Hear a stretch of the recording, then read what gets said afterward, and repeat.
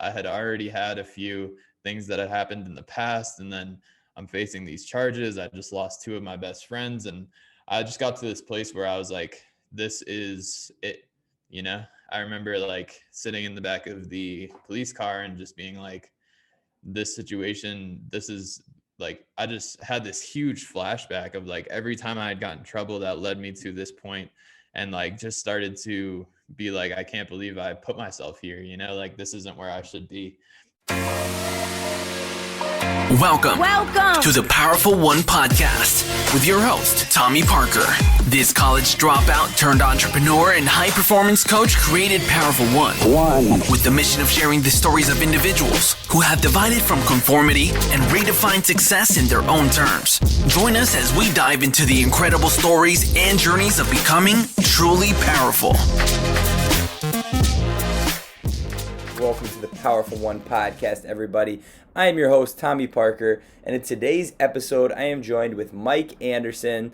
But before we get into the episode, I just wanted to mention that we are having the first ever Powered Up party 1 week from today, March 29th at 5:15 p.m. Eastern Time. Guys, I'm so excited to bring you the first ever Powered Up party. We're going to have a guest speaker to come in, answer and ask questions regarding entrepreneurship, regarding business, lifestyle, mindset.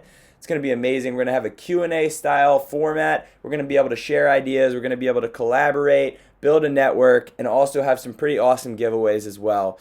So join me, guys, next Friday. The link is in the show notes for the first ever Powered Up party.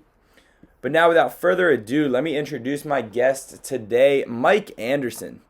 Mike Anderson is a 25-year-old entrepreneur who is originally from Cape Cod, Massachusetts, currently living in Denver, Colorado. And in this episode, Mike discusses his insane journey to becoming a multi-six-figure entrepreneur with his two companies at the age of 25. Before becoming the successful entrepreneur Mike is today, Mike had actually been arrested multiple times before the age of 20 and had dealt with tons of adversity. He's now creating his dream life and wants to help you do the same with his movement, Me versus Me, helping to empower people to win the war within themselves. So join us, guys, today as we talk about everything from mindset, entrepreneurship. We talk about flipping the switch on your life and making a change, his life advice for everybody, and so much more, guys. So here it is, Powerful One Podcast with Mike Anderson. All right, Powerful One Podcast. We are here with Mike Anderson. What's up, brother? What's going on, man? Good to be here. I appreciate you having me on the show. Dude, I appreciate you being here, man. We got connected not long ago, man, and I've been drawn to you and to your energy, to who you are, to what you're doing. And we've hopped on a couple phone calls. I know you're out in Colorado, out in Denver. So yeah, man, holding down the fort out there. But yeah, dude, when we got connected, man, it was just a genuine connection, man. I'm very intentional about who I, spread and share energy with. And when we first connected, I was like, dude, this guy's got something unique, man. And, we just started talking and building a relationship. So it's cool to be able to get into your story, man. Some of which is going to be a lot new to me and some of which is, I'll know a little bit of. So just excited to get into your process and your journey, man. Definitely, bro. Really appreciate that. And likewise, bro, really grateful for our connection and how we've connected. It's always interesting how things have aligned. So I definitely feel the same with everything that you just mentioned and looking forward to diving into some things today. No, man, I appreciate that. So it'll be good, man. Let's start, bro. Let's start back. Let's take it back to like high school, man. Like Mike in high school, bro. I know you grew up in Cape Cod, Massachusetts. And so I always like, high school is just such a pivotal point, I think, for a lot of entrepreneurs, for a lot of people trying to really figure out what they want, who they are. And so if you don't mind, man, take me back to growing up in Cape Cod and take me back to kind of high school and your journey to becoming a powerful one, man.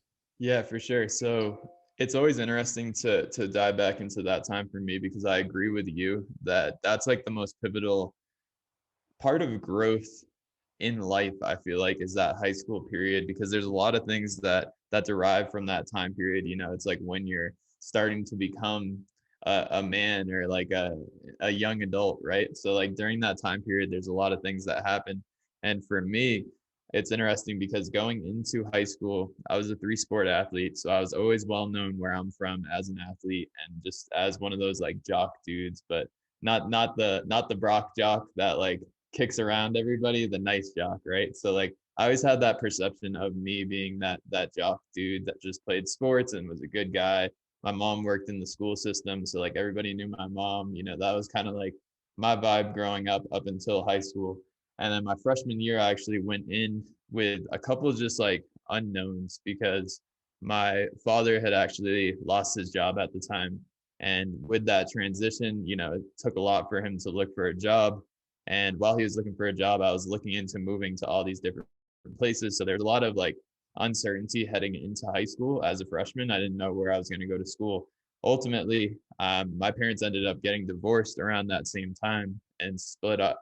So during that time period, while we were trying to make a decision on where to live, my parents got divorced, they split up, and I decided to stay with my mom in Massachusetts while my dad moved to Connecticut and New Jersey and like all these other places. He's lived in a bunch of places. But so during that time period, like being what I was turning 16 or I was 16 when that happened, it was definitely like a little bit of a shell shock from me because it wasn't really something where, my father worked Monday through Friday in Boston. He traveled over 2 hours to work. So it wasn't that type of thing where, me and him never had this like close knit relationship.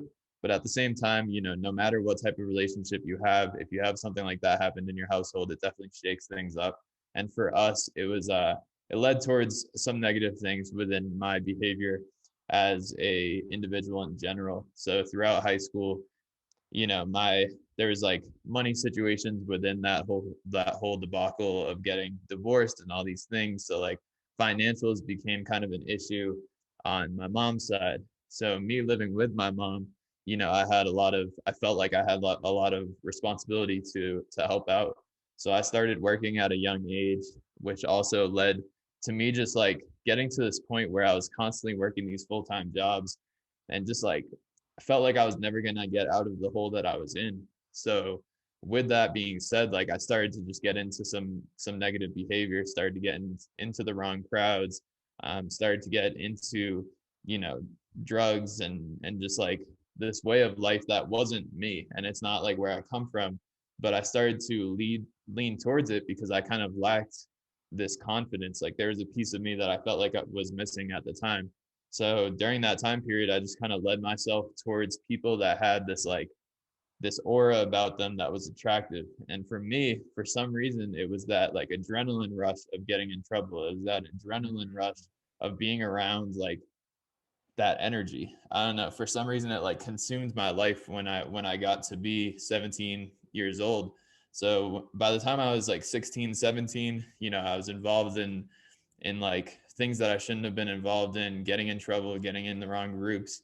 And at 17, I got arrested for the first time. And that was kind of like a moment in my life that really shifted things.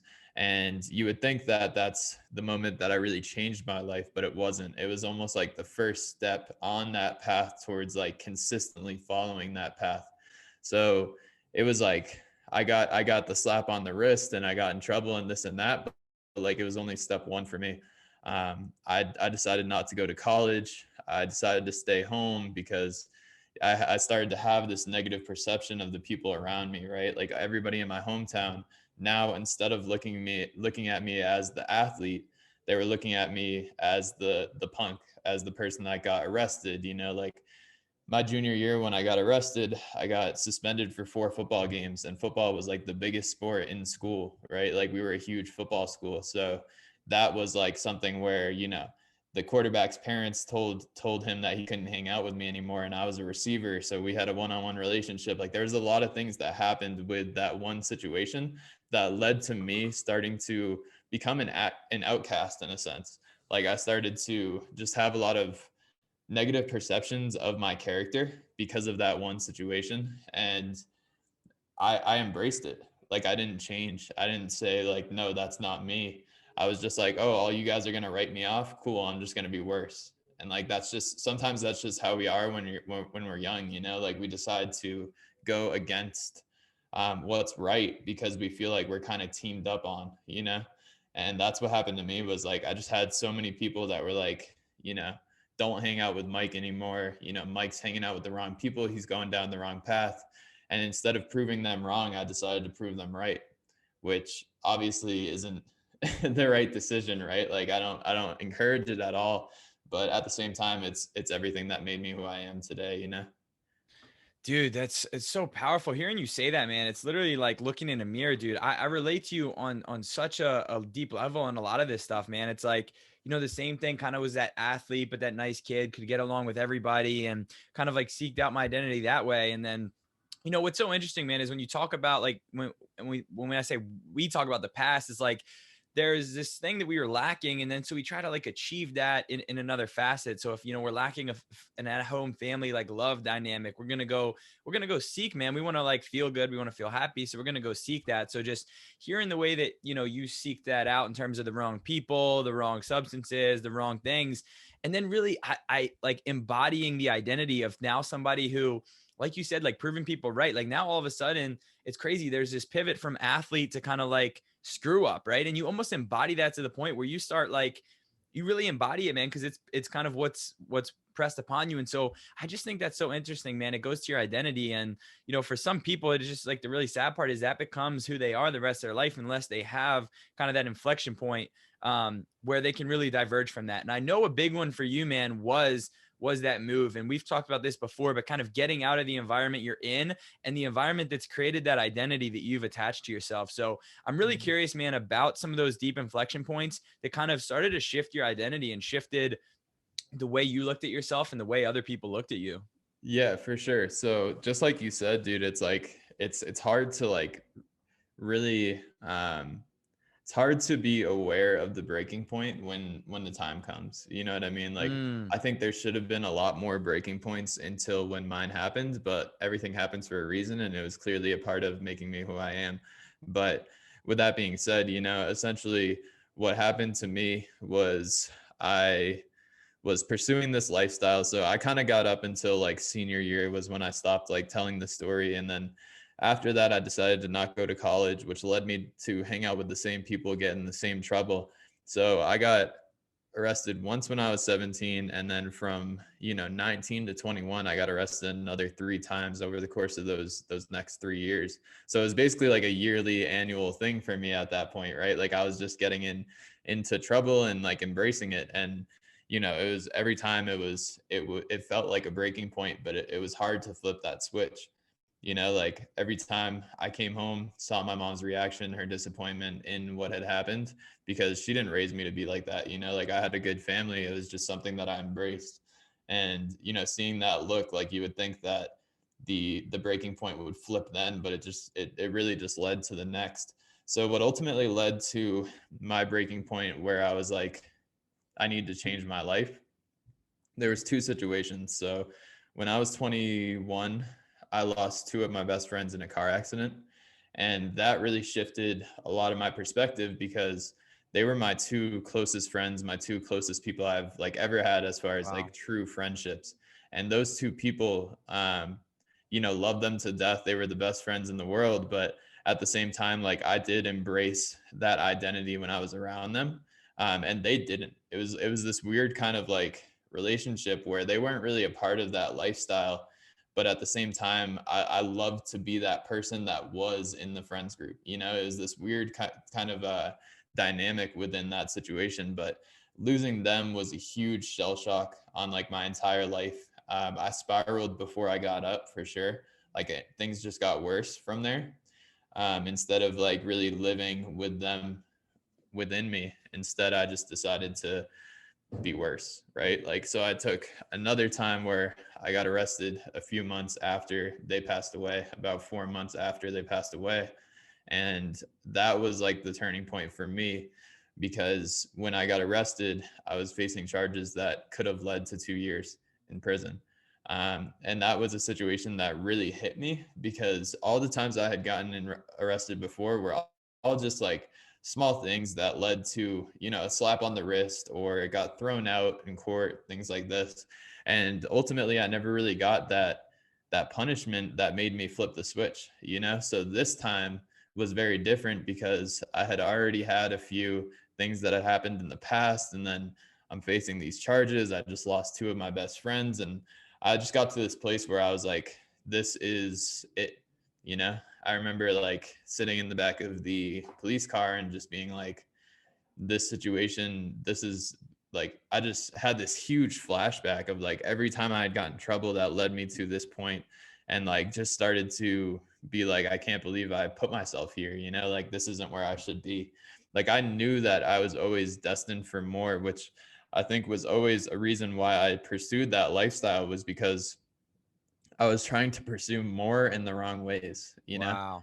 Wow. Um, and yeah, dude, like that breaking point of just sitting in the back of the police car with my, you know, my hands in the handcuffs, and feeling like the hard plastic seats, and just really like feeling like this was the one that was going to actually put me in jail. That was a feeling that led to me just opening my mind to like, I have to stop this. I have to figure out how to stop this. And it also led me to be like, I can't, my life, knowing that I lost two of my best friends who can't pursue the things that they want to pursue moving forward, I can't allow my life to not end, but equal this, with knowing that they can't pursue the things that they were trying to pursue.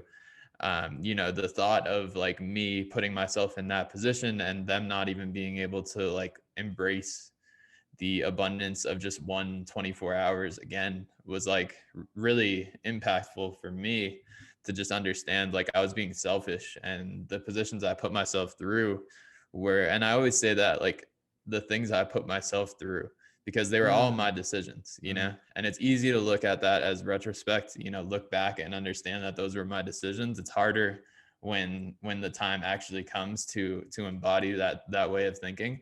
But I've really understood that I didn't need to do the things that I did. Like there were some situations that led me down a path where I was, you know, trying to do something semi moral out of the whole thing, you know, like I was trying to, in the beginning, I was trying to make some money to help my family and stuff like that. Like there was some good intentions in the beginning, but there was no need to carry it out moving forward. And that's where I just embodied that personality. So that breaking point of like losing my two best friends leading up to that arrest, and that moment of just being like, wow, I'm actually facing some serious situations now. Like this is actually real. That's where I kind of snapped out of it. So to kind of end that story, because I think it's a powerful one, to tie it into the podcast. The story kind of ends with, I went to my arraignment for those charges, and it just so happened that there was no reason for me to get pulled over that day. They didn't have a valid reason for me to get pulled over. So they ended up scrapping the whole case because it was a wrongful stop. Wow. So the police officer didn't have like a valid reason for pulling me over. My lawyer was essentially able to argue the fact that like there's no way that I actually did what he said I did when I was driving. And then with that, the judge was literally like, well, we can't pursue the case anymore, so it's closed. And that was like the moment where I realized, because up until that moment, I was like, I had almost accepted that I was going to go to jail. Like I was almost like, Wow. I'm about to do 2 years and this is going to really suck. Like, I can't believe that I've just buried myself a hole if I can't believe it's gotten to this point. Then as soon as those words came out, I just like, you know, me and my mom both just like broke down. And I remember leaving that day and just being like, what am I going to do to change this? Wow. And it took a little bit, you know, like I still kind of didn't do the same things, but still hung out around the same people, because those were the people that accepted me after doing all the stuff I had done in the past. You know, they still accepted me. So I still kind of pursued that. And then ultimately what happened was, you know, I had kind of reconnected with my dad. We had been communicating more. He was living in New Jersey at the time. And he was like, at the time, he didn't even really know a lot of the stuff, because Wow. I was that type of person. I didn't even really tell anybody a lot of the times. Sometimes I got in trouble and like my mom didn't even know, you know, like, mom, don't beat me up after this podcast. But but you know, like I was just that type of person where I just ate it. Like I ate my experiences and kept it moving. And ultimately, you know, I kind of told him a little bit about what had happened, and he offered, you know, how about you come out here, stay in my place until you can afford an apartment, and lived with him for like 2 months. And then he got offered a job in Texas. So abruptly, that relationship and me moving to that household after 2 months of thinking, oh, I'm going to spend 2 years here, save all this money, and then get an apartment. After all this shit that had happened in the past, I was like, cool, I'm finally gone. I'll have 2 years to live at my dad's and stack up money, and then like have a really good foundation. 2 months in, my dad's like, I'm accepting an offer in Texas. You either move with me or you got to get an apartment. And then I was like, dude, I just moved here a month ago. I can't move to Texas after just moving here a month ago. So I looked at my girlfriend and we were like, we got to figure out how to make some money. And that's when I started to get into entrepreneurship and start to figure out how to make my own income. Wow, man. It's incredible. There's so much to unpack what you said, right? Like you said, man, it's just such a powerful story and journey. And I'm so curious for, what that next avenue looked like for you. But man, like I resonated so much with something you said when you were talking about it. Like you knew there was more for you, so you seeked it out in the wrong ways. Like that is so powerful, man. Like, cause I feel that, man. I embodied the complete opposite of what other people were doing, but it was in the wrong ways, man. And the way when you said that, it really hit with me, man. And just kind of the whole idea, like you said, as you're going through, man, it just seems like you got that second lease on life now, and you're you have this whole inflection point where your whole life shifts. You really look at it like objectively. Like you look at your friends who passed, you look at your circumstances, and you just say like, how can I rewrite this in a good way? And so I'm so curious, man, what that looked like for you next. And I know a big part of dividing yourself to find yourself was a big move as well. And so talk about this next part of your journey, man, to kind of divide yourself to really find yourself after this deep awareness inflection point. Yeah, for sure. So I made the move to New Jersey. So during that time period, I literally, moved there with no job. I like enrolled in community college. I hated school, so like I stopped going to community college. Like I just I just knew that stuff wasn't for me. And like I was a hard worker, with sports and just in my lifetime, like I loved to put in work. So I got into like the workforce and I worked at like a few restaurants full time. Took some classes here and there to actively technically pursue a community college degree, but I definitely wasn't. I was really just working and like trying to save money to get an apartment. And I worked at some restaurants. I ended up working like when I was 23, I was working at a Red Robin, like flipping burgers at the time. And that was my job. And like I remember me actually thinking about, maybe I'll just move up the ranks here. And like I remember that time frame, and something just kind of clicked when that whole thing happened with my dad telling me that he had to move to Texas. Something just clicked and was like, all right, right now I have to find a job that pays me some more money so I can afford rent. But at the same time, I need to build something that is going to pay me more money. And I don't have a degree. I don't have anything like that. So like, how am I going to do that?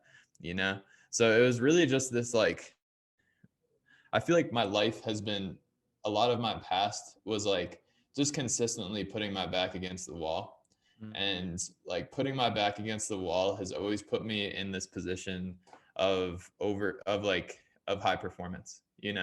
Instead of getting pushed with my back against the wall, I wouldn't just kind of like dwindle in my circumstances. I would like figure out a way to get out of it. So in that, I ended up getting a job at this hotel, making some pretty good hourly rate, literally like, like, God rest my soul, but literally like lied on all my applications to get the job so that I could make some money to pay for my rent. Like I was just these situations to put myself in a better position. And like, it is what it is, but it worked out. And I got the job, overperformed at the job, ended up getting all these promotions. And then through that corporate ladder, I was able to see, like, this isn't the way of life I want to live. I saw like my GM stressing, like my hotel GM was stressing every day, like the director of ops was stressing, and like everybody was just so stressed all day. And like, I felt like everybody just loved me because I was like that one burst of light that came in every day to work and like didn't complain and like just did the work. So through that experience, I just saw the people around me, no matter what money they were making, they weren't happy. And that was what kind of like opened my eyes to how do I figure out how to do something that one doesn't have me stuck in one place. You know, like I, I think because I started working full time at 17 and then now, you know, skip forward to 23, I had been working for 6 years, like, you know, 50 plus hours a week. So instead of your usual, you know, person that goes through college and then gets a career, you know, at 23, they're just getting their first, you know, real job, right? I had already been working for 6 years at the time. So when I got to that point at 23, I was kind of over it. Like, I was like, how do I figure out how to make a better situation for myself? And my girlfriend actually got into network marketing. So I had had some like entrepreneurial journeys in the past with like clothing companies when I was in high school and like a few other things. So when I saw my girlfriend do network marketing, it kind of like sparked that light within me again. That was like, you know, she has this opportunity, like, where's my opportunity? You know? So instead of seeking an opportunity, I created one. And what I did was I just learned, dude. Like, at the time I was making music. So I learned how to brand myself as an artist. I learned how to portray myself on social media in order to, you know, gain impact and gain a following and be able to like impact people in some sort of way. For me at the time, it was through my music. So building my brand, and like I just started to learn that and dive deeper. And man, like YouTube University is real. Like YouTube, you can learn anything from like Harvard on YouTube, dude. Like, it's so real that like if you really apply yourself to the assets and the things that we have in this world and in this life that we're living in right now, like we're living in the most informational age ever. And I was able to just dive into that, learn from it, kind of pursue personal development. And as a result, I was able to, you know, build a business. And within 9 months from actually starting my LLC, I left my full-time job, pursued entrepreneurship. So in 9 months, I was able to go from, you know, housekeeping supervisor to full-time entrepreneur running my own marketing agency. um, but it's a lot of like, I think there's a point where a lot of people just come to this breaking point, but they don't flip the switch. So Wow, I love flipping that. the switch is something that like I always refer to. And there's two different things when it comes to flipping the switch that are important. So there's flipping the switch as far as like, you know, you hit this breaking point. Maybe it's like over the course of a few weeks, or maybe it's 1 week where you had a couple of bad days and like you're just feeling down. But like there's this switch within you that like once you just decide, you know, like once you just like declare and decide like this needs to change, and like this is going to be better, this situation is going to get better right now, like that flipping that switch is just so huge. And I feel like there's just been times in my life where I've decided not to flip that switch, and that has always led me down the wrong path. But every time I've decided like, all right, I'm aware of what's in front of me, let me flip the switch, it's always resulted with a positive outcome, you know. So I just think that there's like this theory of like flipping the switch, where a lot of us just think like our current circumstance, it is what it is. And though we have thoughts, and though we have like aspirations to do more, a lot of people just don't flip the switch. They have the aspirations, they have things that come to their mind, they have dreams and ambitions, but instead of flipping the switch and saying, oh, I can do that, let me embody this and let me make it a part of my life, instead a lot of people just say, oh, my circumstances, oh, my situation, oh, all this holds me back.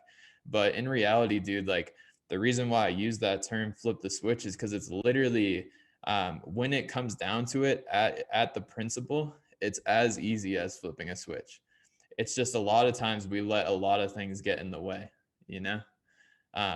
But deciding is like a lot easier than it sounds. Just making a decision and like embodying that decision. And I just think that that's so powerful, is like that theory of just flip the switch. Like when I don't want to hit a workout and like I know I need to hit a workout, I flip the switch. You know, if I want to get into meditation but I have like some clouded thoughts and I feel like I can't meditate, flip the switch, just decide to meditate, it's going to pay off. The resistance is where the work is, you know. Like that's a lot of what we've learned throughout, both of us being a part of Wake Up Wealthy and like these other things and these other circumstances in our lives. Like resistance is where the work is, and that's something that's been huge and prevalent within my life. Dude, that's incredible, man. I love everything you just said there, man. I love the analogy of flip the switch because, it really is that easy, man. Like to be able to become the person that you want to become and really change your identity by these small little things every day and really putting the work in, man. And one thing you said that's so good is like just about, people, the victim mentality of circumstances. Like, here's what I say. It's like your circumstances are valid. Like, yeah, you might come from a shittier situation. Yeah, you might not have as much money, but now what? Like your circumstances are what they are, but now what? So it's like for you, man, being able to, like, you always had that ability. It sounds like it's repetitive throughout your stories that you always were a hard worker. And so being able to channel that into the right switch and the not the wrong switch is just such a powerful thing, man. And so talk about where the flip switch and where that new identity has taken you, and really the change and the impact that it's had on your life. I love the example there. Yeah, for sure. I think flipping the switch is like something I do on a day-to-day basis because it's like we're constantly battling with like ego and these other situations that are happening within us.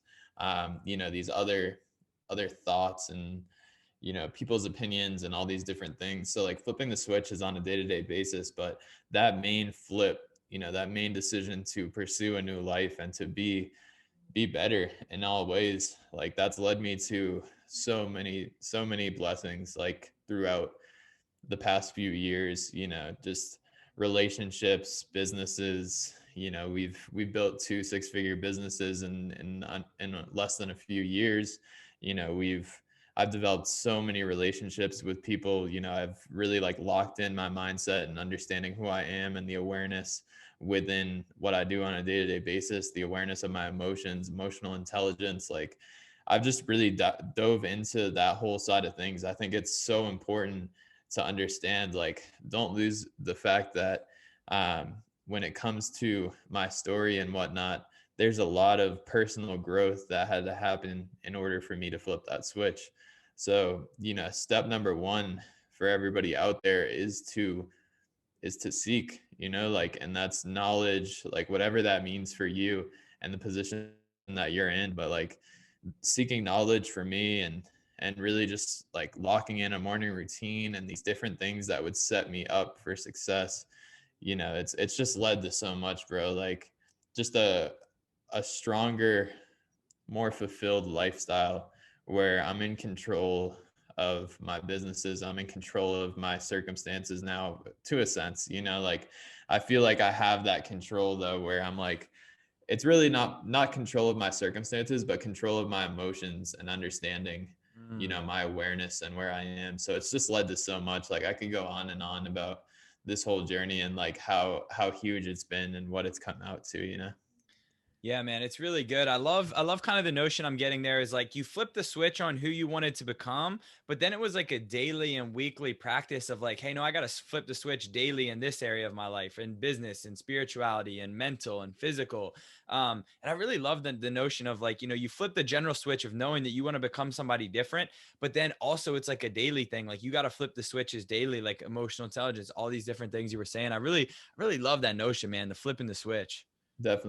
Definitely, bro. I think it's just huge because it's like we just have these, and we all experience it. Like no matter what our beliefs are and no matter what we think, like we all experience this like inner warfare between thoughts and between like actions, like we want to do this, but this is holding us back, or we want to start that business, but people are going to judge us, or we want to do this, but this, it's always that but. So I think just flipping the switch and understanding, like, if we want to do it, it's what we want to do, and we can't worry about anything else. We just have to flip it. I love that, man. That's so good. I want to touch on one thing specifically, and then I want to get into obviously what excites you the most about where you're at now, coming from this story that you just said to where you are now. But I'm curious, I know we've talked about it before, but I know a big part of really coming to a better identity for you and becoming a person who wasn't attached to that stuff when you were a child, wasn't attached to either the athlete identity or the, misbehaved troublemaker identity. Like, talk about like when you moved out west and really were able to recreate your identity, how much of an impact like that big move and kind of a whole identity shift and flipping the switch in that sense had for you? Yeah, definitely. I think that moving away from where we're originally from, whether it's 30 minutes away or whether it's across the country, is just so important because, like in this place where I've moved to Denver and I'm around, when I first moved here, I didn't know anybody here. It was just kind of like a, hey, let's move here type of thing with me and my girlfriend. So, no one knows me. No one has this preconceived notion about who I am or anything like that. So what I'm able to do here is like really figure out what my priorities are and really pursue like my best version of myself with time to me, so making this move and getting into a place where I'm comfortable being uncomfortable, being around people that I don't know, and all this has just been so huge. And it's reconnected me with nature, reconnected me with faith, reconnected me with so many different things that are like just so important on the day-to-day life. And really, I would say like the nature's been one of my biggest things that have come out of like this move to Denver, because obviously Denver, we just got beautiful mountains, and being able to like reconnect with that piece of my life that I think I just kind of always buried in the back, because I was just from an island and beaches were something I saw all the time, and like I didn't never saw mountains or anything like that. So now living in Denver, it's like I have this deep appreciation for nature. And I just think when you put yourself out of your comfort zone and move to somewhere that's different, new, not only do you meet great people, but you also just learn more about yourself. And that's what I was able to, really get out of this move to Denver, was just reconnecting with nature, reconnecting with my girlfriend of 4 years. Like that really the move helped our relationship, because it's like a new place for us to adventure together. And it's just so much has come out of this move. And that's why I always tell people, like take that move. If you have an opportunity to move somewhere, like jump into it. I love that, man. What excites you the most about your journey and where you're at now? And then what are some of those things that people maybe see where you're at now and think, it's really glorious, which I'm sure it is, because you're dialed in, man. I know you're dialed in a lot of different areas, but what's one thing that really excites you about where you're at? But then one other thing maybe that people don't see about where you're at now, that's still a really hard thing in terms of whether it's business, life, journey, anything like that. So I think they're one and the same. My response is going to be for both. So one of the most exciting parts about where I am is like now we're in a place with our business and with my lifestyle that's just so impact driven. So, like we're so focused on providing opportunity, hiring, we got a team of 12 now.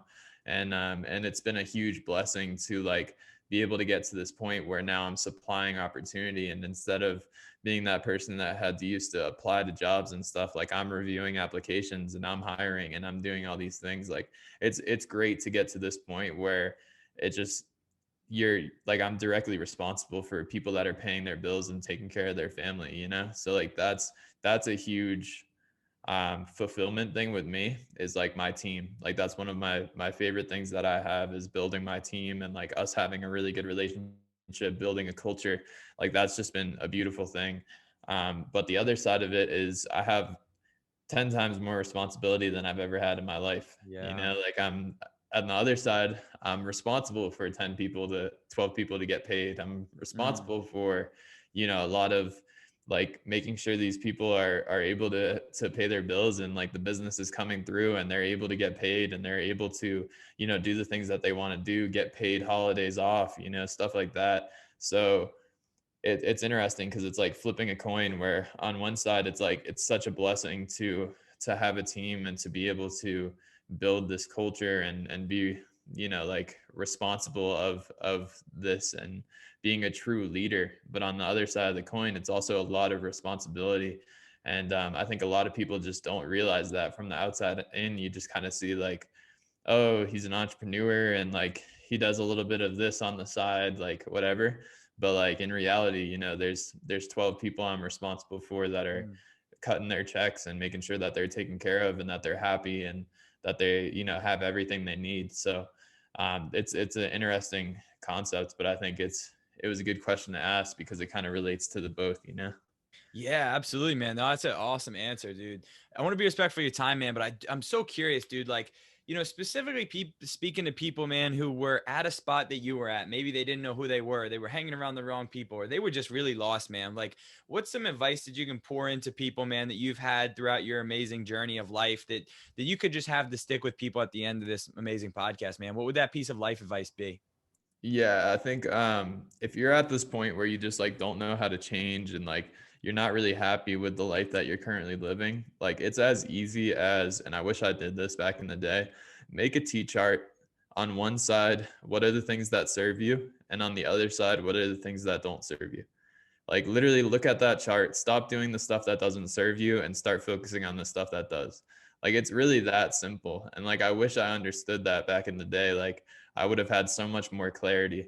So I think, just diving into literally just a T chart of this is what serves me and this is what doesn't. So I got to stop doing this and start doing this more.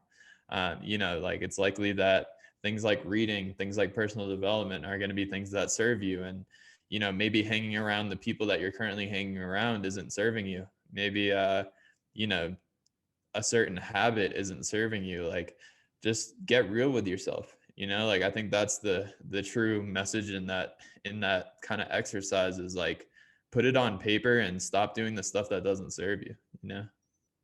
That's so good, man. I love that, dude. Where can people find you, man? You post great content. You have great services, dude. Where can people connect with you? Where can they, check out your services and everything? Definitely. Yeah. You can connect with me on Instagram. That's the best place to connect with me, at Mike J. Anderson.